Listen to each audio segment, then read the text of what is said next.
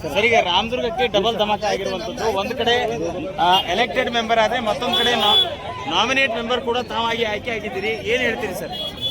ರೈತರಿಗೆ ಆದಷ್ಟು ಸಹಾಯ ಮಾಡೋಣ ಅಂತೇಳಿ ಮುಖ್ಯಮಂತ್ರಿಗಳು ನೀವು ರೈತರಿಗೆ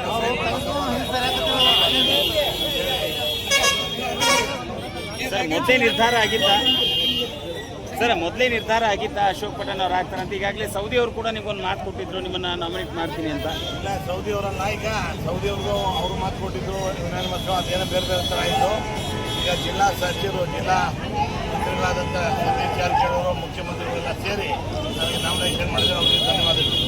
ಮತ್ತು ನಮ್ಮ ಡಿ ಕೆ ಶಿವಕುಮಾರ್ ಅವರು, ಸಿದ್ದರಾಮಯ್ಯ ಅವರು, ಸತೀಶ್ ಜಾರಕಿಹೊಳಿ ಎಲ್ಲರೂ ಸೇರಿ ನನಗೆ ಪಕ್ಷದ ದುಡಿಬೇಕು ಮತ್ತು ರೈತರಿಗೆ ಸಹಾಯ ಮಾಡಬೇಕು ಅಂತೇಳಿ ನನಗೆ ನಾಮಿನೇಷನ್ ಮಾಡಿದ್ದಾರೆ. ಸರ್, ರಾಮದುರ್ಗ ತಾಲೂಕಿನಿಂದ ಇಬ್ಬರು ಸರ್, ಒಬ್ಬರು ನಾಮಿನೇಟು ಮತ್ತೊಬ್ಬರು ಎಲೆಕ್ಟೆಡ್ ಆಗಿದ್ದಾರೆ ಸರ್. DCC ಬ್ಯಾಂಕ್ನಲ್ಲಿ ಏನೆಲ್ಲ ಸಹಾಯ ಮಾಡ್ತೀನಿ ಅಂತ ರೈತರಿಗೆ ಹೊಂದ್ಕೊಂಡು ಎಲ್ಲ ರೈತರಿಗೆ ಅಭಿವೃದ್ಧಿ ಮಾಡ್ತೀವಿ.